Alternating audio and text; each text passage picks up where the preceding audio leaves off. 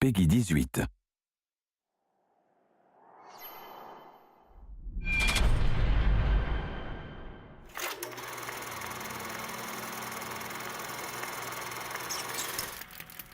What I personally would have liked to have seen in a BioShock game is sort of a broader range of enemies. And I think in BioShock Infinite, we really want to have a sort of a class of enemies that had a sort of a more imaginative range of powers. And we came up with this concept called the heavy hitters, who are enemies that are sort of used to not just be more powerful, but also to augment the abilities of the more traditional BioShock enemies. You're gonna come across them in certain areas of the game, and they're gonna provide a really unique challenge. Red is the price of liberty. You know, we wanted an AI that really expressed sort of the very sort of clear system of beliefs that founders have, and a heavy hitter that would sort of represent that.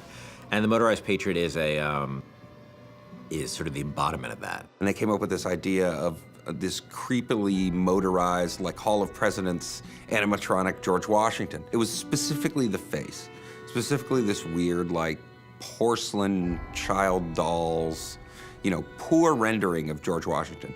That kind of clinched it. Everybody saw it and said, okay, we can roll with that. It's one of those rare moments where you kind of all come together and you realize, okay, this is going to work. We're all on the same page here. Let's just move forward with what we got. I can use a turret! On it! Booker, the gear!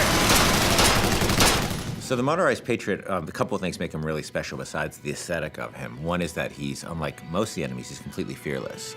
He doesn't have a sense of self-preservation, so he'll just keep coming at you and coming at you and coming at you.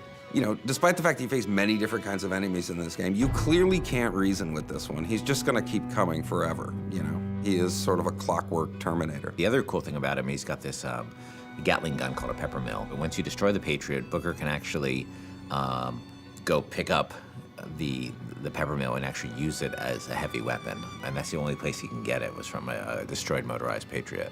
I mean, I also like that, you know, as he starts to take serious damage, his head he actually loses the Washington mask, and it reveals his sort of metal skeleton underneath.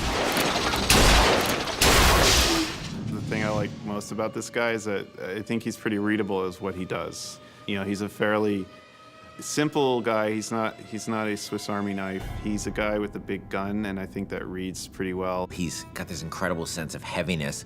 He's relentless, and just hearing sort of the things he's saying is both funny and kind of terrifying. But he's, you know, a deadly, deadly enemy.